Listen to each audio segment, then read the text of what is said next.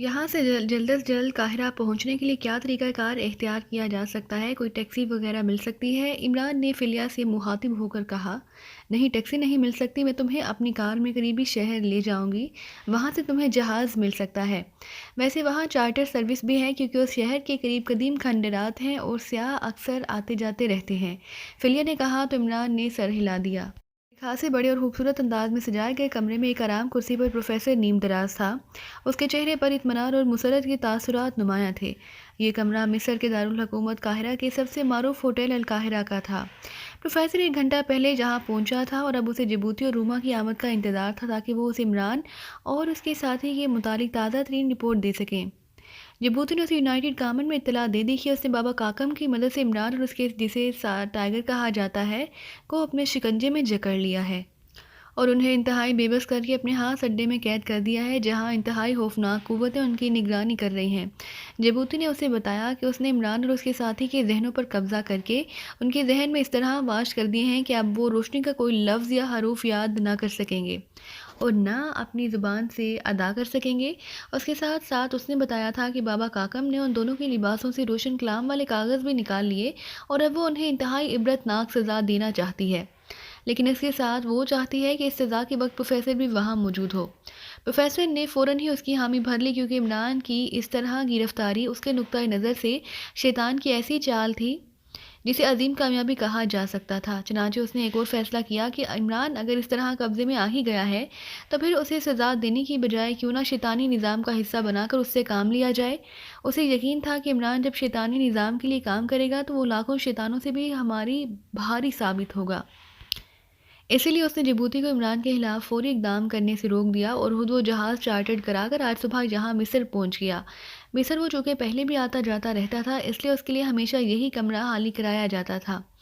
یہاں پہنچنے کے بعد اس نے اپنے مخصوص عمل سے جبوتی کو اپنی یہاں آمد کی اطلاع دے دی اور اب وہ جبوتی کی آمد کا انتظار کر رہا تھا، لیکن جبوتی ابھی تک نہ آئی تھی۔ پھر تقریباً 10 یا 15 منٹ گزرے ہوں گے کہ دروازے پر دستک کی آواز سنائی دی اور پروفیسر چونک پڑا کیونکہ جبوتی کو اندر آنے کے لیے دستک دینے کی ضرورت نہ تھی اور نہ ہی دروازہ اسے روک سکتا تھا۔ یس کم ان، پروفیسر نے اونچی آواز میں کہا، لیکن دوسرے لمحے دروازہ کھلا اور پروفیسر دروازے سے اندر آنے والے آدمی کو دیکھ کر حیران رہ گیا۔ یہ بابا کاکم تھا جس نے سر اور چہرے پر صحرائی علاقوں میں رہنے والے کے انداز میں اس طرح پگڑی باندھی ہوئی تھی کہ اس کی داڑھی اور آدھے سے زیادہ چہرہ چھپ گیا تھا، لیکن ظاہر ہے پروفیسر اسے اچھی طرح پہچانتا تھا۔ بابا کاکم کی آنکھیں بجھی ہوئی تھیں اور چہرے پر مایوسی کے تاثرات نمایاں تھے۔ کیا بات ہے، تم کیوں آئے ہو؟ جبوتی کدھر ہے؟ پروفیسر نے انتہائی حیرت بھرے لہجے میں پوچھا۔ جناب، جبوتی اس عمران اور اس کے ساتھی کو تلاش کر رہی ہے، اس نے مجھے اسی لیے آپ کے پاس بھیجا ہے کہ آپ کو اطلاع کروں، بابا کاکم نے بجھے بجھے سے لہجے میں کہا تو پروفیسر چونک کر کرسی سے اٹھ کر کھڑا ہو گیا۔ کیا کہہ رہے ہو؟ کسے تلاش کر رہی ہے؟ اس نے تو مجھے بتایا تھا کہ وہ عمران اس کے قبضے میں ہے، پروفیسر نے غصے کی شدت سے چیختے ہوئے کہا۔ میں آپ کو تفصیل بتاتا ہوں جناب، کاکم نے ہونٹ چباتے ہوئے کہا۔ ہاں، اس کا مطلب ہے کہ عمران تم لوگوں کے ہاتھوں سے نکل گیا ہے، پروفیسر نے پھنکارتے ہوئے لہجے میں کہا اور بابا کاکم نے جواب دینے کی بجائے سر جھکا لیا۔ پروفیسر انتہائی سخت نظروں سے کافی دیر تک اسے دیکھتا رہا، پھر اس نے ایک طویل سانس لیا اور کرسی پر بیٹھ گیا۔ کاکم اسی طرح سر جھکائے مودبانہ انداز میں کھڑا تھا۔ بیٹھو اور مجھے تفصیل بتاؤ کہ یہ سب کیسے ہوا، کس کی غلطی سے ہوا، پروفیسر نے اس بار قدرے نرم لہجے میں کہا۔ شکریہ جناب، شروع سے لے کے آخر تک تمام بات بتاؤ، پروفیسر نے ہونٹ چباتے ہوئے پوچھا۔ جناب، آپ نے عمران کے متعلق ہدایات دی تھی، میں نے ایک ٹیکسی ڈرائیور کو انہیں لانے کے لیے بھیجا اور ٹیکسی ڈرائیور انہیں میرے پاس لے آیا اور ان سے ایسی باتیں کی کہ وہ مجھے واقعی کوئی بڑا روحانی بزرگ سمجھنے لگے۔ آپ کی ہدایات کے مطابق میں نے سوداب کا ملا ہوا شربت انہیں پینے کے لیے دیا، گو میں نے اس میں ٹمساک ملا دیا تھا تاکہ اس کی مخصوص بو نہ آئے، لیکن عمران نے پھر بھی اس کی بو سونگھ لی، لیکن میں نے اسے مطمئن کر دیا اور خود بھی مشروب پینا شروع کر دیا۔ مجھے پیتے دیکھ کر وہ اور اس کا ساتھی مشروب پی گئے۔ اس طرح مجھے ان پر قبضہ کرنے کا موقع مل گیا اور میں نے انہیں قبضے میں لے کر جبوتی کے حوالے کر دیا۔ جبوتی کے حکم پر میں نے ان دونوں کے لباسوں میں موجود روشن کلام والے کاغذ بھی نکال لیے۔ پھر جبوتی نے ان دونوں کے ذہنوں کو اپنے مخصوص عمل سے مکمل طور پر قبضے میں لیا اور ان کے بعد انہیں حفاظت کی غرض سے نگولا اڈے پر پہنچا دیا گیا اور جادوئی زنجیروں سے جکڑ دیا گیا۔ 14 قوتیں ان کی نگرانی پر معمور کر دی گئیں اور کوجھر کو اس نگرانی کا انچارج بنا دیا گیا۔ پھر جبوتی نے اور آپ کو اطلاع دینے سے پہلے انہیں ہوش میں لا کر ان کی چیکنگ کی، مگر وہ مکمل طور پر بے بس ہو چکے تھے اس کے بعد جبوتی نے آپ کو اطلاع دی اور خود وہ میرے ساتھ واپس آ گئی تاکہ آپ کی آمد کے بعد آپ کے ساتھ وہاں جائے، لیکن پھر اچانک اطلاع ملی کہ نگولا اڈہ مکمل طور پر ختم ہو گیا ہے اور کوجھر سمیت ساری قوتیں فنا ہو گئی ہیں۔ عمران اور اس کا ساتھی غائب ہے۔ جبوتی روما کو ساتھ لے کر ذرا وہاں گئی لیکن اس کا سراغ نہ مل سکا۔ جبوتی نے اپنے خاص علم سے یہ معلوم کر لیا کہ وہ اس اڈے سے نکل کر کسی ایسی عورت سے ملے ہیں جو فطری طور پر ناکاگی ہے، اس لیے وہ اس کے حصار میں چھپ گئے ہیں۔ اب جب تک وہ اس عورت سے 1 میل کے فاصلے پر نہیں جاتے ہم میں سے کوئی بھی انہیں نہیں پا سکتا، لیکن جبوتی اور روما اور اس کے ساتھ ساتھ اپنی تمام قوتوں کو اس پورے علاقے میں پھیلا رکھا ہے۔ جیسے ہی ان کے بارے میں علم ہوا وہ انہیں دوبارہ قبضے میں کر لے گی، کیونکہ انہوں نے سوداب کا خون ملا مشروب پیا ہے اور اس مشروب کے پینے والا 40 روز تک اس کے اثر میں رہتا ہے۔ کاکم نے پوری تفصیل بتاتے ہوئے کہا، جب وہ سوداب کے اثر میں تھے تو پھر یہ سب کیسے ہو گیا؟ پروفیسر نے ہونٹ چباتے ہوئے کہا، یہی تو معلوم نہیں ہو رہا جناب۔ ان کے ذہنوں پر جبوتی نے بلیک ڈروجان کا عمل کر دیا تھا۔ اس عمل کے دوران تو انہیں کسی طرح بھی روشنی کا کوئی عمل نہ یاد آ سکتا تھا اور نہ وہ اسے زبان سے دہرا سکتے تھے۔ کاکم نے جواب دیتے ہوئے کہا، کہیں کسی بلیک پاور نے تو ان کے ذہنوں تک روشنی کا کلام نہیں پہنچایا؟ صرف اس صورت میں ہی بلیک ڈروجان کا عمل ختم ہو سکتا ہے۔ پروفیسر نے چونک کر کہا، کہیں کسی بلیک پاور نے؟ ایسا کیسے ممکن ہے جناب؟ کوئی بھی بلیک پاور ایسا کیسے کر سکتی ہے؟ ایسا تو ممکن ہی نہیں۔ بہرحال وہ بچ کر کہیں نہیں جا سکتے، صرف وقت ضرور لگ جائے گا۔ کاکم نے جواب دیا، ٹھیک ہے تم جاؤ اور جیسے ہی ان کے بارے میں کوئی اطلاع ملے مجھے فوراً اطلاع دینا۔ پروفیسر نے کہا اور کاکم اٹھا۔ اس نے مخصوص انداز میں سلام کیا اور تیزی سے مڑ کر دروازے کی طرف بڑھ گیا۔ ہاں، اس کا مطلب یہ ہے کہ عمران پھر ہاتھ سے نکل گیا۔ کاش ایسا نہ ہوتا، پروفیسر نے بڑبڑاتے ہوئے کہا۔ اسی لمحے پاس پڑے ہوئے فون کی گھنٹی بج اٹھی تو پروفیسر نے چونک کر فون کی طرف دیکھا اور پھر ریسیور اٹھا لیا۔ یس، پروفیسر نے سرد لہجے میں کہا، سر مس فلیا کا فون ہے، وہ کہہ رہی ہے کہ وہ آپ کی بیٹی ہے۔ دوسری طرف سے ہوٹل کی فون آپریٹر کی مودبانہ آواز سنائی دی، فلیا کا فون اور یہاں، ٹھیک ہے بات کراؤ، پروفیسر نے کہا۔ اور پھر چند لمحوں بعد فلیا کی آواز سنائی دی اور پھر پروفیسر کے پوچھنے پر اس نے بتایا کہ اسے پرانے کاغذات میں اس کی ممی اور پروفیسر کی شادی کا فوٹو نظر آیا اور اس نے یونائٹڈ کامن فون کیا تو انہوں نے یہاں کا پتہ دیا ہے۔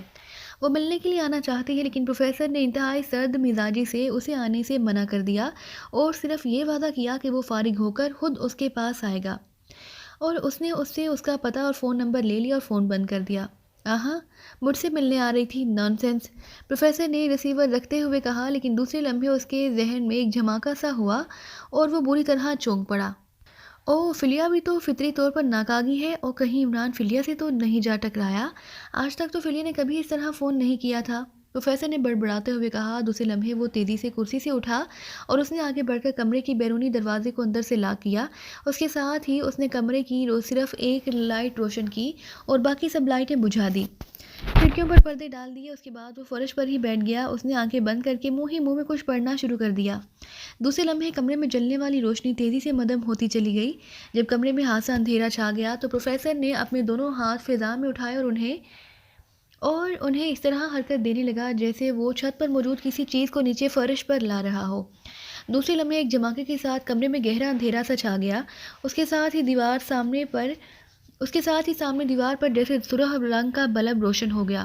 پروفیسر کی نظریں اس طرح سرخ بلبوں پر جم گئیں، دھاکلا دھاکلا، حاضر ہو جاؤ دھاکلا، پروفیسر کی چیختی ہوئی آواز سنائی دی اور اس کے ساتھ ہی وہ سرخ بلب اور تیز ہو گئے۔ دھاکلا حاضر ہے، کیا حکم ہے؟ ایک دھاڑتے ہوئی سی تیز انتہائی کرخت آواز سنائی دی اور اس کے ساتھ ہی وہ سرخ بلب اور تیز ہو گئے۔ دھاکلا حاضر ہے، کیا حکم ہے؟ دھاکلا، میری سوتیلی بیٹی فلیا نے مجھے فون کیا تھا، مجھے بتاؤ کہ اس نے کیوں فون کیا تھا، کس کے کہنے پر کیا تھا، کس مقصد کے لیے کیا تھا؟ پروفیسر نے تحکمانہ لہجے میں کہا، تمہاری بیٹی نے ایک ایشیائی کے کہنے پر فون کیا تھا، وہ ایشیائی تمہارا دشمن ہے اور تمہاری بیٹی بھی تم سے انتقام لینا چاہتی ہے۔ دھاکلا نے جواب دیا۔ اس ایشیائی کا نام کیا ہے؟ پروفیسر نے چونک کر پوچھا۔ اس کا نام عمران ہے، دھاکلا نے جواب دیا۔ او، کہاں ہے وہ اس وقت؟ لامی نامی قصبے میں تمہاری بیٹی کی رہائش گاہ پر اس کا ایک اور ساتھی بھی ہے، اس کا نام ٹائیگر ہے۔ وہ جبوتی کی قید سے کیسے رہا ہوئے ہیں اور فلیا سے کیسے ملے ہیں؟ پروفیسر نے پوچھا۔ جبوتی کی طاقت کوجھر نے مقدس روشن کلام اس عمران کے ذہن پر ابھارا، گو اس نے اس سے قسم لے لی تھی کہ وہ اسے دہرا نہ سکے گا، لیکن اس عمران نے آنکھوں کے اشارے سے یہ مقدس کلام اپنے ساتھی کے ذہن تک پہنچا دیا۔ اس نے چونکہ یہ قسم نہ کھائی تھی اس لیے اس نے دہرا دی، اور جیسے ہی یہ کلام عمران کے کانوں کے راستے اس کے ذہن تک پہنچا سب کچھ فنا ہو گیا۔ اور وہ آزاد ہو گئے۔ اس کے بعد وہ ویران پہاڑیوں میں پھرتے ہوئے تمہاری بیٹی فلیا سے جا ملے جو وہاں آرام کرنے کی غرض سے آئی ہوئی تھی۔ پھر وہ ان دونوں کو اپنی رہائش گاہ پر لے گئی اور اب وہ دونوں وہی ہیں، دھاکلا نے جواب دیا۔ لیکن ان دونوں نے تو سوداب کا خون ملا مشروب پیا تھا جس کا اثر 40 روز تک رہتا ہے۔ اس دوران تو مقدس کلام کا چاہے وہ کتنا ہی ورد کریں اس کا اثر ظاہر نہیں ہو سکتا۔ پھر یہ سب کیسے ہو گیا؟ وہ مقدس کلام ہی ایسا تھا کہ اس کا ورد کیا جائے تو سب شیطانی اثرات ختم ہو جاتے ہیں، سب گناہوں سے معافی مل جاتی ہے، شرط یہ کہ ورد کرنے والے کے دل میں خلوص اور جذبہ ہو اور وہ واقعی سچے دل سے روشنی کے عظیم منبع سے معافی کا خواستگار ہو۔ عمران اور اس کے ساتھی نے ایسا ہی کیا تھا اور انہیں معافی مل گئی۔ سوداب کا اثر بھی ختم ہو گیا اور تمام بلیک پاورز بھی فنا ہو گئی۔ دھاکلا نے جواب دیا، سنو دھاکلا، میں اس عمران کا فوری اور یقینی خاتمہ کرنا چاہتا ہوں۔ تم شیطانی نظام کی سب سے بڑی طاقت ہو، کیا تم اس کا خاتمہ کر سکتے ہو؟ پروفیسر نے کہا، اگر مجھے میری قربانی دی جائے تو میں ایسا کر سکتا ہوں۔ دھاکلا نے جواب دیا، بولو کیا قربانی مانگتے ہو، بولو۔ پروفیسر نے خوش ہو کر کہا، جبوتی اور روما دونوں کو میرے حوالے کر دو۔ دھاکلا نے جواب دیا، یہ تم کیا کہہ رہے ہو دھاکلا، اس طرح تو یہ اہم ترین قوتیں ختم ہو جائیں گی۔ لیکن آج سے پہلے تو تم نے ایسی قربانی نہیں مانگی تھی، پہلے تو تم معصوم بچوں کی قربانی مانگا کرتے تھے۔ پروفیسر نے حیران ہو کر کہا، جبوتی اور اس کی ذریات روما دونوں نے میری مخالفت کی ہے شیطان کے پاس۔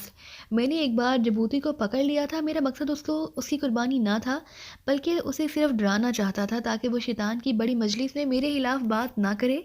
لیکن اس نے یہ سمجھا کہ میں اس کی قربانی مانگ کر اس کا خاتمہ کرنا چاہتا ہوں۔ اس شیطان کے پاس میری شکایت کر دی اور شیطان نے میری آدھی طاقتیں سلب کر لیں۔ اب میں اس جبوتی سے انتقام لینے کے لیے موقع کی تلاش میں تھا، لیکن آج تم نے کہا تو مجھے موقع مل گیا۔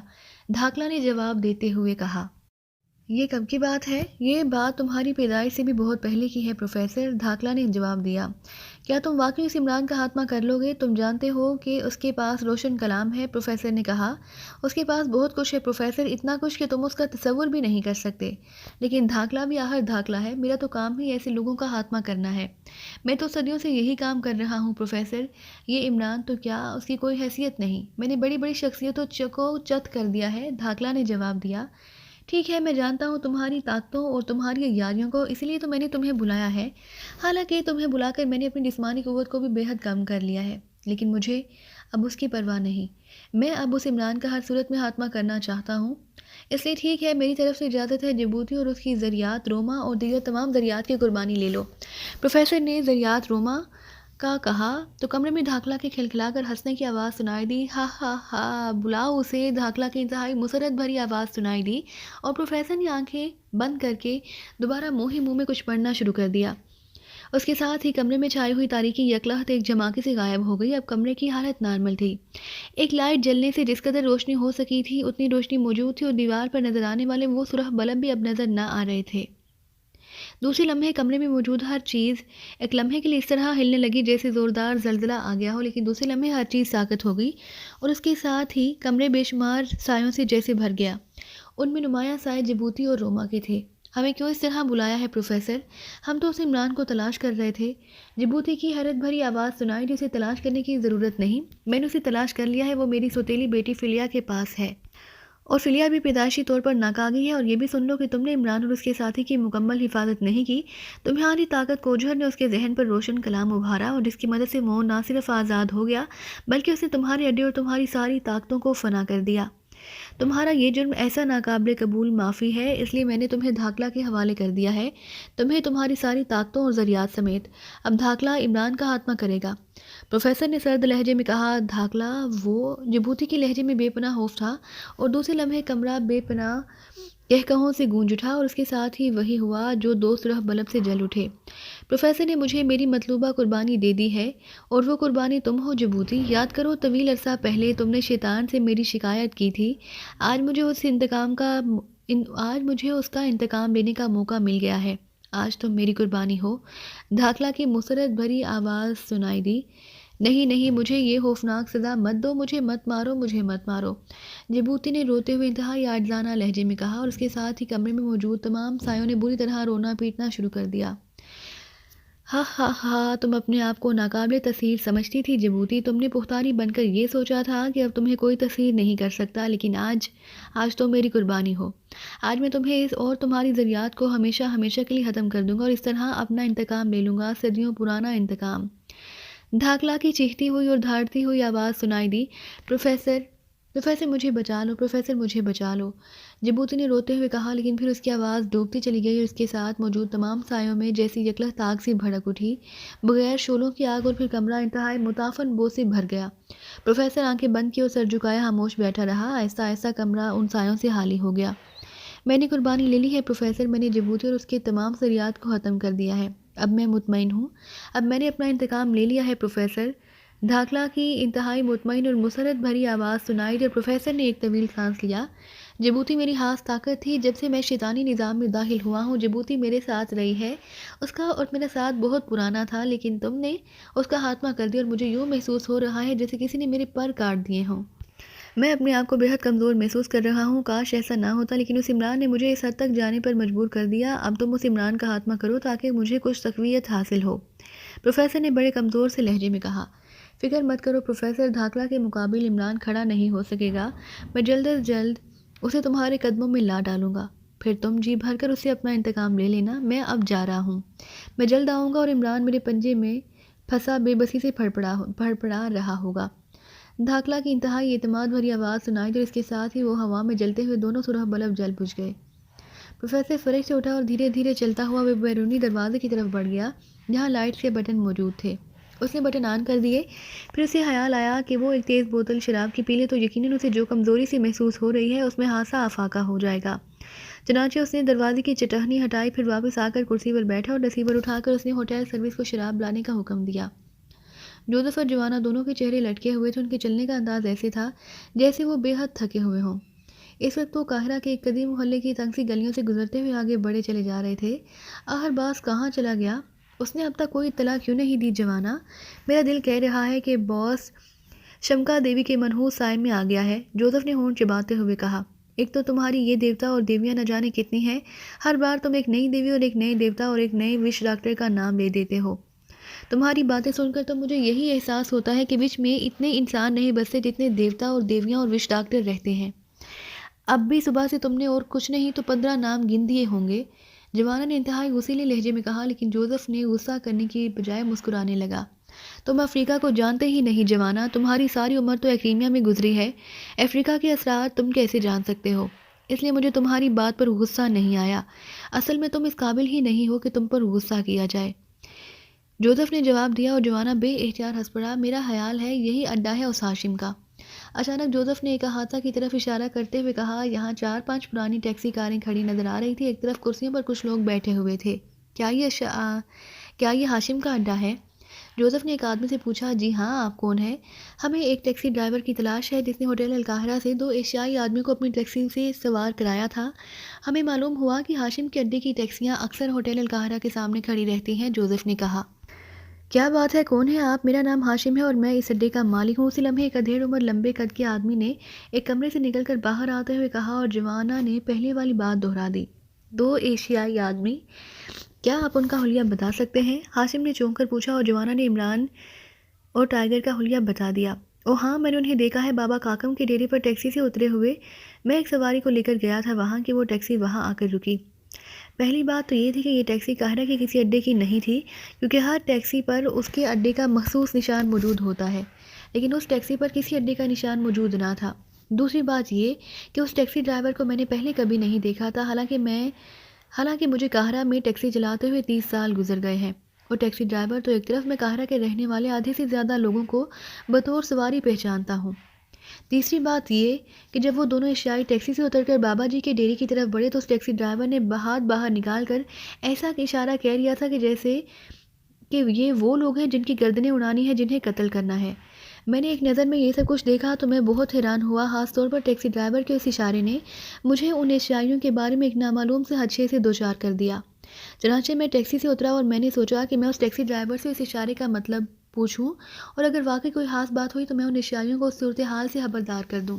लेकिन उससे पहले कि मैं टैक्सी ड्राइवर के पास पहुंचता, उसने इंतहाई तेज़ रफ्तारी से टैक्सी को मोड़ा और मेरे रुकने के इशारे को मुकम्मल तौर पर नज़रअंदाज करता हुआ वो टैक्सी लेकर वापस चला गया। मैं भागकर अपनी टैक्सी में सवार हुआ और मैंने उसका ताक़ुब किया, लेकिन मुझे ये देखकर हैरत हुई कि वो टैक्सी दूसरी गली का मोड़ मुड़ते ही इस तरह गायब हो गई जैसे उसे ज़मीन खा गई हो या आसमान निगल गया हो। میں نے اسے بے حد تلاش کیا لیکن وہ کہیں نظر نہ آئی، تو میں واپس بابا کاکم کے اڈے پر آ گیا تاکہ ان اشیائیوں سے بات کروں۔ تو مجھے وہاں بتایا گیا کہ وہ بابا کاکم کے خاص مہمان تھے اور بابا کاکم انہیں اپنے پاس ٹھہرا لیا ہے۔ بابا کاکم چونکہ انتہائی نیک اور روحانی بزرگ ہے، اس لیے یہ بات سن کر مجھے تسلی ہو گئی کہ وہ دونوں محفوظ ہو چکے ہیں، چنانچہ میں چلا آیا۔ یہ بابا کاکم کہاں رہتے ہیں؟ کیا آپ مجھے وہاں پہنچا سکتے ہیں؟ جوانا نے کہا۔ جی ہاں، کیوں نہیں، میں ایک ڈرائیور کو بھیج دیتا ہوں، وہ آپ کو بابا کاکم کی ڈیرے پر چھوڑ آئے گا، ہاشم نے کہا، اور پھر اس نے ایک آدمی سے مقامی زبان میں بات کی اور وہ آدمی اٹھ کر ایک طرف کھڑا پرانی ٹیکسی کی طرف بڑھ گیا۔ اس نے جوزف اور جوانا کو اپنے ساتھ آنے کا اشارہ کیا اور جوزف اور جوانا اس کی ٹیکسی میں سوار ہو گئے۔ کافی دیر بعد ٹیکسی نے انہیں قاہرہ کے ایک قدیم محلے کے اندر بنے ہوئے ایک احاطے کے سامنے اتار دیا۔ یہ بابا کاکم کا ڈیرا ہے، لیکن اس وقت یہاں کوئی سائل نظر نہیں آ رہا۔ اس کا مطلب ہے کہ بابا ڈیرے پر موجود نہیں، ورنہ یہ ڈیرا تو سینکڑوں لوگوں سے ہر وقت بھرا رہتا ہے۔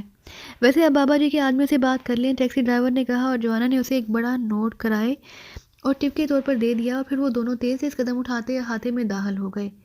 جوانا، مجھے یہاں آتے ہی محسوس ہو رہا ہے کہ یہاں کوئی شیطانی کھیل کھیلا جا رہا ہے۔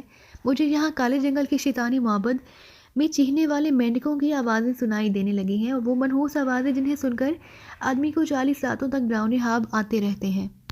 جوزف نے احاطے میں داخل ہوتے ہی بڑبڑاتے ہوئے کہا، جی فرمائیے۔ اسی لمحے برآمدے میں موجود ایک آدمی نے آگے بڑھ کر ان سے مخاطب ہو کر کہا، ہمارے 2 ایشیائی ساتھی یہاں آئے ہیں، صبح کے وقت ہمیں پتہ چلا کہ وہ یہاں کے بابا کے مہمان بنے ہوئے ہیں، ہم نے ان سے ملنا ہے۔